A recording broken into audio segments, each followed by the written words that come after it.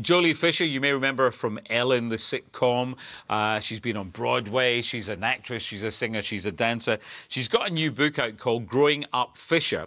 It's Musing Memories, Misadventures. I also like to call it Sex, Drugs and Rock and Roll. It's a heck of a book. It's a heck of a read. I absolutely devoured it.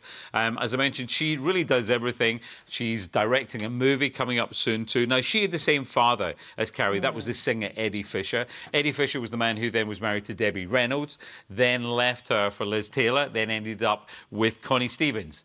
Absolutely bonkers family. But Jolie has come out of it incredibly well, and she popped round for a cuppa and a little chat. Oh. Just to explain to people at home, Dad, Eddie, Mum, Connie, Eddie Fisher, Connie Stevens, just give some as an idea of how big they were. Eddie Fisher had more #1 hits until a guy named Elvis Presley came along, or the Beatles even.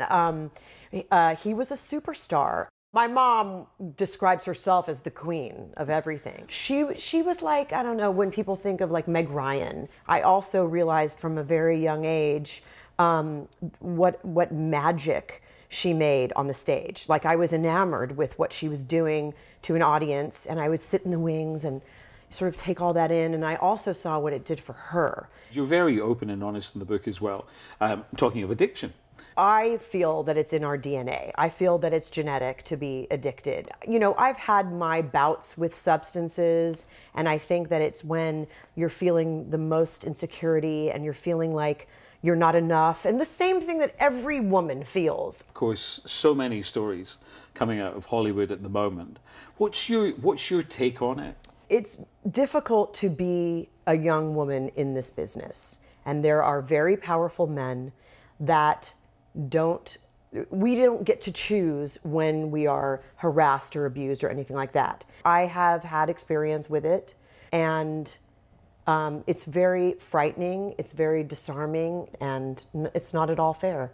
From a sad point of view, obviously at this time of year, we think of Carrie. It just seems like yesterday. I can't fathom that it's been a year. I can't. And the loss is, you know, is like the world is off its axis.